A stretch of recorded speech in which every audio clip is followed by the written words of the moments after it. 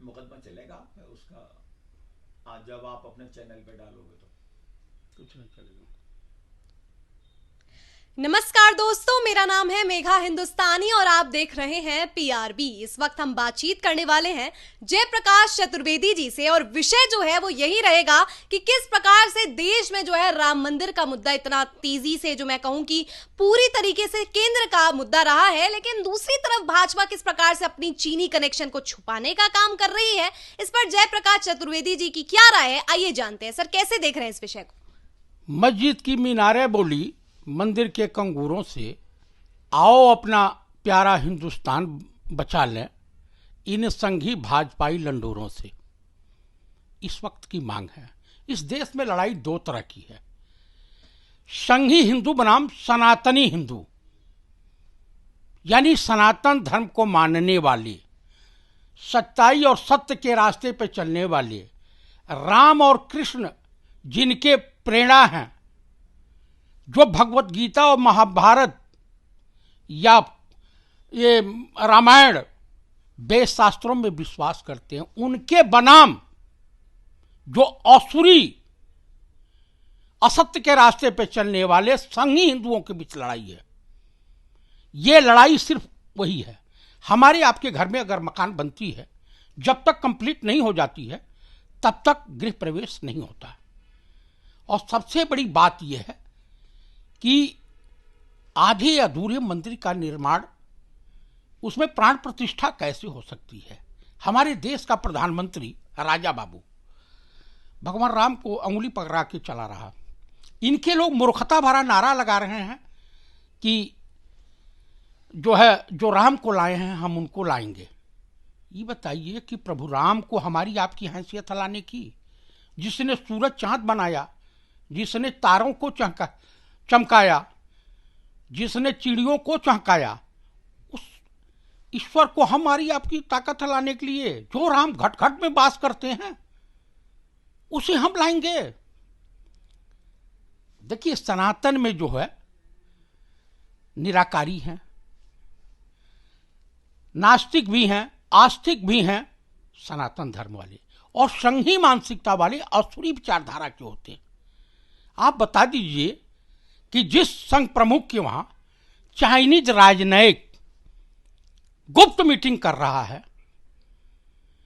माननीय प्रधानमंत्री नरेंद्र दामोदर दास मोदी कुर्सी पे रहते हुए कई बार राम माधव के जितने लोग हैं चाइना से कनेक्शन है।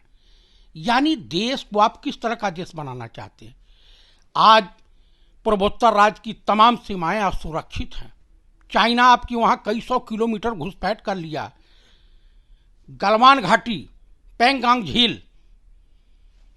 झील को देख लीजिए। हम सेना में नौकरी किए हैं, मैं भी सनातनी ब्राह्मण हूं। मैं तो जगत गुरु शंकराचार्य का जो आदेश होगा उसका पालन करूंगा। मैं वेद शास्त्रों में विश्वास करने वाला हूं, लेकिन मैं इनके तरीके से काम नहीं कर सकता। राम हमारे हृदय में बसते हैं, कृष्ण हमारे भी हृदय में बसते हैं। तो इसका मतलब ये थोड़ा हुआ कि मैं सनातनी नहीं हूं। पर सर, आप जिस तरीके से बोले, आप ब्राह्मण हैं, मैं भी ब्राह्मण हूं, और लेकिन कांग्रेस कौन होती है तय करने वाली कि संघी ब्राह्मण कौन है या सनातन ब्राह्मण कौन है? देखिए, मैं आपको बताऊं, कांग्रेस पार्टी में भी लोग सनातन धर्म में बिलीव करने वाले हैं, विश्वास करने वाले लोग हैं।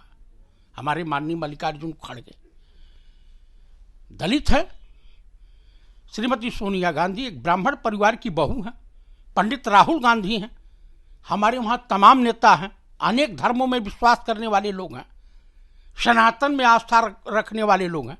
तो शंकराचार्य के आदेश का उल्लंघन कैसे कर सकते हैं लोग? मतलब केवल यही कारण है कि मंदिर अधूरा है, इसीलिए आप लोग जो है निमंत्रण को अस्वीकार कर देते हैं? जी हाँ, और सबसे बड़ी बात है, ये संघी हिंदुओं का जो है वहां की पाठशाला, ये संघी हिंदुओं का कार्यक्रम है, उसमें हम क्यों जाएं? पहले तो आप ही कहते हैं ना कि कोर्ट ने बनाया, भाजपा ने नहीं बनाया। तो जब कोर्ट ने बनाया है तो फिर आपको किस बात की तकलीफ हो रही है? बेशक वो आधा अधूरा ही है, कुछ भी है। तो आप लोग एक तरफ ये कह रहे हैं कि कोर्ट ने बनाया, दूसरी तरफ आप कह रहे हैं कि संघी हिंदुओं की जो है उन्होंने बनाया है। संघी हिंदुओं का प्रोग्राम है, कुल मिलाकर के संघी हिंदुओं का प्रोग्राम है, अशुभ मुहूर्त में हो रहा है, आधे अधूरे। हम उनके पाप में भागीदार बनने नहीं जाएंगे किसी भी कीमत में नहीं जाना चाहिए, किसी भी राजनीतिक दल को नहीं जाना चाहिए। तो ये बात कांग्रेस क्यों नहीं मुखरता के साथ बोल रही है कि ये कारण है अस्वीकार करने का? देखिए, कांग्रेस कह चुकी है, कांग्रेस को पूरा मालूम है। आप मुझे बता दीजिए कि कम से कम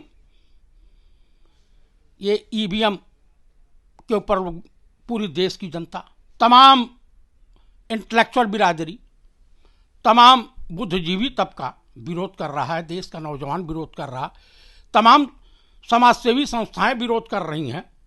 धीरे धीरे आज चुनाव आयोग को गली गली जाकर के ये जनता को बताने की आवश्यकता पड़ गई कि ये ईवीएम है, इस तरह से वोट पड़ता है, इस तरह से पड़ता है, ये है, वो है। चलिए, आप ये मानते हैं, सवाल सुनिए, आप ये मानते हैं कि ईवीएम जो है ईवीएम में गड़बड़ी है, तो ईवीएम के खिलाफ जो आंदोलन हो रहा है कि बैलेट पेपर से होना चाहिए। तो वैसे ही अगर यहाँ पर आपको लग रहा है कि आधा अधूरा है, तो राहुल गांधी जी और समूचा कांग्रेस ये भारत जोड़ो न्याय यात्रा कर रहा है, इसकी जगह तो उनको सबसे पहले सड़कों पर आकर आंदोलन करना चाहिए कि राम मंदिर हमारा है, हम सबका है, और ऐसे में आधा अधूरा राम मंदिर का क्यों जो है उद्घाटन किया जा रहा है? जो हमारे धर्माचार्य हैं, जो हमारे धर्म गुरु हैं, वो विरोध कर रहे हैं और हमारा काम है, हम राजनीतिक पार्टी हैं, हमारी जो भारत जोड़ो न्याय यात्रा है, हम जनता के बीच इस सरकार के द्वारा किए गए विश्वासघात अन्याय के खिलाफ लड़ाई रोड पर उतर के लड़ रहे हैं।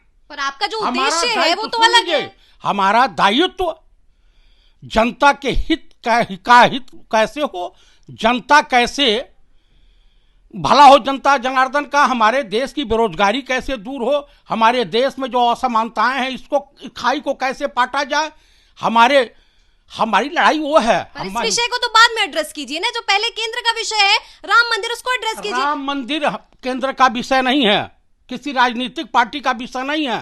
राम मंदिर आस्था का प्रतीक है और इसको पूरा दायित्व है साधु संतों को।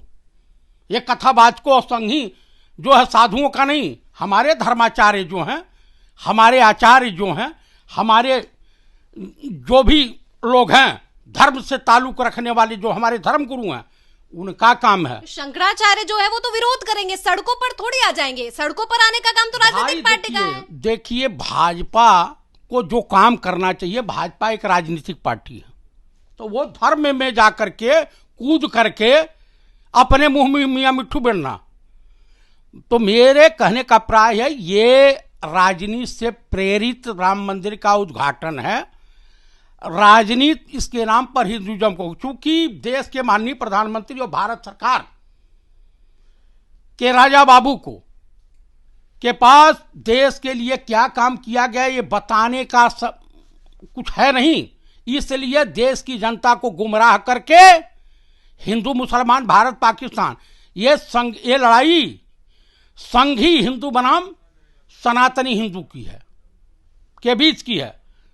उसके बाद मैं आपको बता दूं, ईवीएम के जितने भी हैंकर हैं सब चाइनीज हैं, और चाइना भारत में प्रधानमंत्री नरेंद्र मोदी को देखना चाहता है ताकि हमारे देश की तमाम सीमाएं का वो अतिक्रमण कर सके। सेना, सबसे बड़ी बात यह है कि नरेंद्र मोदी और संघ सेना विरोधी हैं, इसको मान लीजिए। जो हमारे जर्नल थे chief of the army staff, उन्होंने जो किताब लिखी थी अग्निवीर योजना पर, उन्होंने जो विरोध दर्ज कराया था उससे ध्यान भटकाने की आनन फानन में 22 तारीख को यह स्टंट तैयार कर दिया गया राम मंदिर।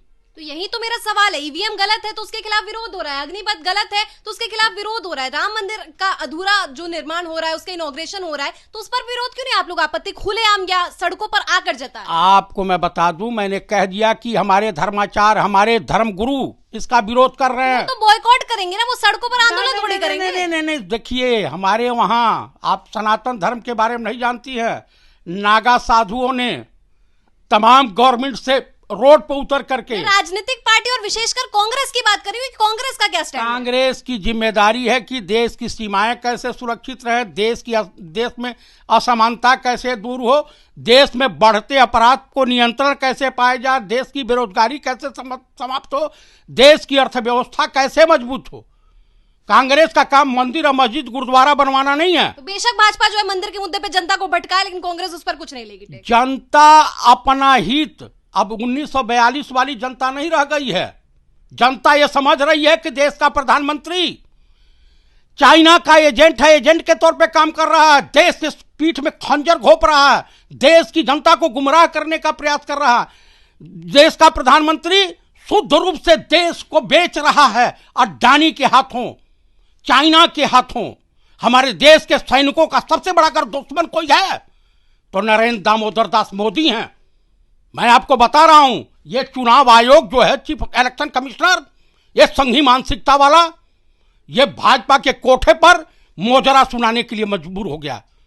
आज क्या विपत आन पड़ी कि तुम जा रहे हो गली गली, और जितना ये बतावें नरेंद्र मोदी पूरे देश को बतावें कि इनके चाइना से क्या संबंध हैं, क्यों संघ मुख्यालय मोहन भागवत के वहां क्या गुप्त मीटिंग हुई थी चाइनीज राजनयिकों की, ये बतावें मोहन भागवत।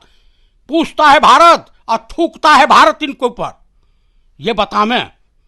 ये चाइनीज एजेंट हैं कि नहीं बतावें। राम माधव का क्या रिश्ता है चाइना के साथ। और इस देश में मैं फिर आपसे कहना चाहता हूं, मैं देशवासियों से अपील कर रहा हूं, हाथ जोड़ के प्रार्थना कर रहा हूं कि बिल्किस बानो के जो बलात्कारी हैं वो कैसे भाग गए। महिलाओं का शोषण नहीं हुआ है वहां, मणिपुर के बेटियों के साथ बलात्कारी कहां गए। अब हमको ये कहानियां रामदेवगा हमको बताएगा, और अंधा रामानंद भद्राचार्य, इसके वहां आश्रम में कितने कुकर्म होते हैं ये हमको बताएगा। इस संघी साधु भी नहीं, साधु को भी खबीस की औलाद से शैतान है, शैतान। ऐसे लोगों का हम मानेंगे? हम तो जगत गुरु शंकराचार्य जो कहेंगे वही मानेंगे, हमारे वेद शास्त्र जो दिशा निर्देश देंगे। बहुत कुछ नहीं समझ में आता है तो जाकर के रामचरितमानस पढ़ लीजिए, उसके बाद नहीं समझ में आता है तो भगवत गीता समझ लीजिए। और मैं बोल रहा हूं, दावे के साथ कह रहा हूं कि जिसने अयोध्या को छेड़ा उसका सत्यानाश निश्चित है। और मैं बता रहा हूं, नरेंद्र मोदी और संघ का, बीजेपी का एकदम ये मिट्टी में मिल जाएंगे। 22 तारीख के बाद नरेंद्र मोदी के पतन का रास्ता शुरू हो जा रहा है। इसने अपनी बीवी के साथ गद्दारी की, इसने देश के साथ गद्दारी की, हमारे देश के सैनिकों को मरवाया। सैनिकों का सबसे बड़ा दुश्मन है देश का गद्दार है जी। तो ये थे जयप्रकाश चतुर्वेदी जी, और उन्होंने काफी प्रखरता और मुखरता के साथ ये बात रखी कि ये लड़ाई है संघी हिंदुत्व बनाम सनातनी हिंदुत्व की। चॉइस आपकी है कि आप किसको समर्थन देते हैं। प्रतिक्रिया के जरिए जो है कमेंट के जरिए प्रतिक्रिया जरूर दीजिए। वीडियो को लाइक कीजिए और ज्यादा से ज्यादा लोगों में साझा कीजिए। धन्यवाद।